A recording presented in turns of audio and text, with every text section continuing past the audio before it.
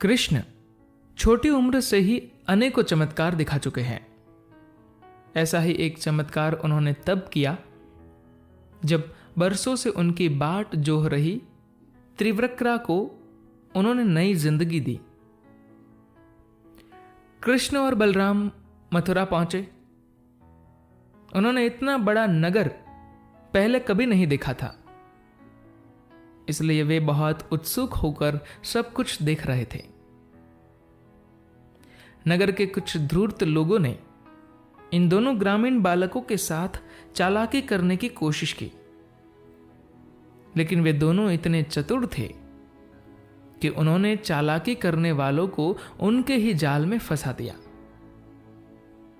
नगर में घूमते घूमते उनकी ख्याति फैलने लगी। लोग उनके छोटे छोटे कारनामों का ऐसे बखान करने लगे मानो वे दोनों कोई महामानव हो। चूंकि कृष्ण और बलराम दोनों वहां के राजा के निमंत्रण पर समारोह में हिस्सा लेने आए थे, इसलिए उन्हें अपने देहाती कपड़े समारोह के लायक नहीं लगे। उन्होंने राजसी वस्त्र बनाने वाले की दुकान का पता लगाया और वहां जाकर दुकानदार से बोले, हम यहां राजा के निमंत्रण पर राजकीय समारोह में शामिल होने आए हैं, इसलिए हम कोई सुंदर वस्त्र पहनना चाहते हैं। समारोह के बाद हम उन्हें आपको वापस कर देंगे। वह दुकानदार काफी नीच किस्म का व्यक्ति था। उसने इन दोनों को गांव का मूर्ख समझा और सोचा कि इन दोनों की इतनी हिम्मत कि ये समारोह में जाने के लिए राजसी वस्त्र मांग रहे हैं। उसने बलराम के सिर पर मुक्का मारने के लिए जैसे ही हाथ उठाया, कृष्ण ने अपने एक ही वार से उसे नीचे पटक दिया। गली के सारे लोग वहां इकट्ठे हो गए। यह शख्स सभी लोगों के साथ बुरा व्यवहार करता था, लेकिन राजा का दर्जी होने के कारण किसी की भी उससे कुछ कहने की हिम्मत नहीं होती थी। हर कोई उससे घृणा करता था, लेकिन राजा का खास होने के कारण कोई कुछ नहीं कर पाता था। जैसे ही वहां इकट्ठे हुए लोगों ने देखा कि दो अनजान बालकों ने उस दर्जी को सबक सिखा दिया, वे उन दोनों की जय जयकार करने लगे। नतीजा यह हुआ कि इस छोटे से नगर में कृष्ण और बलराम की शौर्य गाथा फैलने लगी। मथुरा नगरी में त्रिवक्रा नाम की एक युवती रहती थी। त्रिवक्र का अर्थ होता है 3 जगह से टेढ़ा। उसके पीठ पर कुबड़ था, उसकी गर्दन मुड़ी हुई थी और उसका एक घुटना इतना सख्त हो गया था कि उसे पैर घसीट कर चलना पड़ता था। कुल मिलाकर उसकी दशा बहुत खराब थी। लेकिन वह हमेशा से ऐसी ही नहीं थी। पहले वह बेहद सुंदर थी, लेकिन लगभग 20 साल पहले किसी बीमारी की वजह से वह अपंग हो गई और तब से उसका नाम त्रिवक्रा पड़ गया। लोग उसे चिढ़ाते, कोसते और उसका मजाक उड़ाते। उसे इत्रों, घासों और जड़ी बूटियों का काफी अनुभव था। राजमहल की सभी स्त्रियों के लिए इत्र पहुंचाने का काम उसी का था। एक बार किसी ने उसे बताया था कि वसुदेव पुत्र कृष्ण तारनहार है। जब वह आएंगे तो तुम्हें चमत्कार करके ठीक कर देंगे। गोकुल में युवक युवतियों से प्रेम करने और उनके साथ नृत्य करने के लिए उनके किस्से दूर दूर तक फैले हुए थे। मथुरा वासियों ने भी उनके इन दिव्य प्रेम के किस्सों के बारे में सुन रखा था। कृष्ण से जुड़ी ऐसी ही गाथाओं को सुनकर त्रिवक्रा भी उनसे प्रेम करने लगी। जब से उसने कृष्ण के बारे में सुना था, वह बड़ी बेसब्री से उनकी प्रतीक्षा कर रही थी।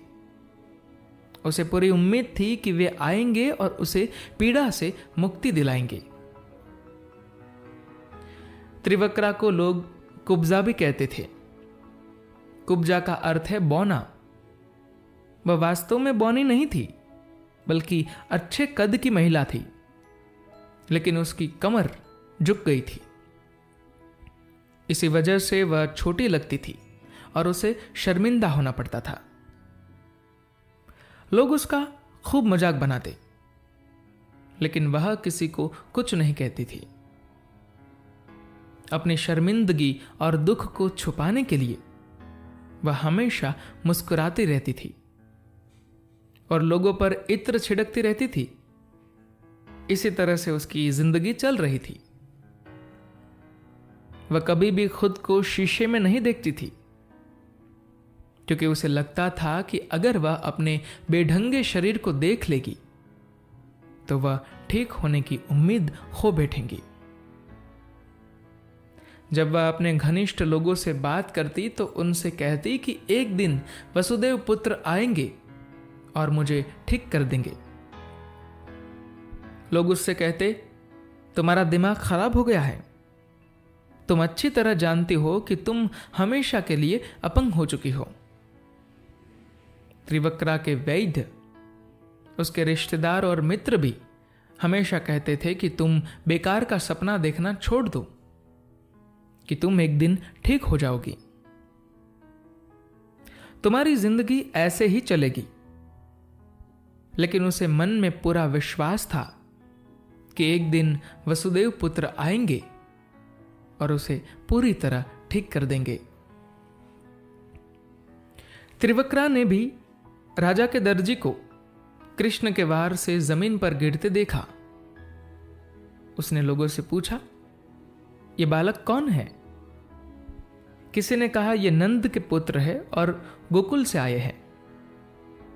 उसकी नजरें सुंदर, सुडोल और नीले शरीर वाले उस 16 वर्षीय किशोर पर जा टिकी, जिसकी चाल में एक अलग ही आकर्षण था। वह बड़े मनोहरता और कुशलता से लोगों से मिल रहे थे और उन्हें गले लगा रहे थे। तभी त्रिवक्रा को लगा कि यह नंद पुत्र ही वास्तव में वसुदेव पुत्र कृष्ण है। वह भीड़ को चीरती हुई आगे बढ़ी और कृष्ण से बोली कि हे वसुदेव पुत्र, मैं कई वर्षों से आपकी प्रतीक्षा कर रही हूं। मेरे दिल की हर धड़कन बस आप ही की राह देख रही है। कृष्ण ने उसकी ओर देखा और मुस्कुराते हुए बोली, तुम मेरी प्रतीक्षा क्यों कर रही थी? तुम्हें कैसे पता चला कि मैं आ रहा हूं? वह बोली, मेरा दिल कहता था कि आप एक दिन जरूर आएंगे और मुझे ठीक कर देंगे। कृष्ण ने तुरंत अपने प्रति उस स्त्री के मन में पनप रहे प्रेम और लालसा को पहचान लिया। आगे बढ़कर उन्होंने उसे गले लगाया और उसके शरीर को झटके से सीधा कर दिया। उसकी सभी विकृतियां ठीक हो गई और वह सीधी खड़ी हो गई। शीघ्र ही यह खबर पूरे नगर में फैल गई कि अपंग होने के 20 साल बाद अब त्रिवक्रा सीधी खड़ी हो सकती है और पहले की तरह सुंदर हो गई है। धन्यवाद।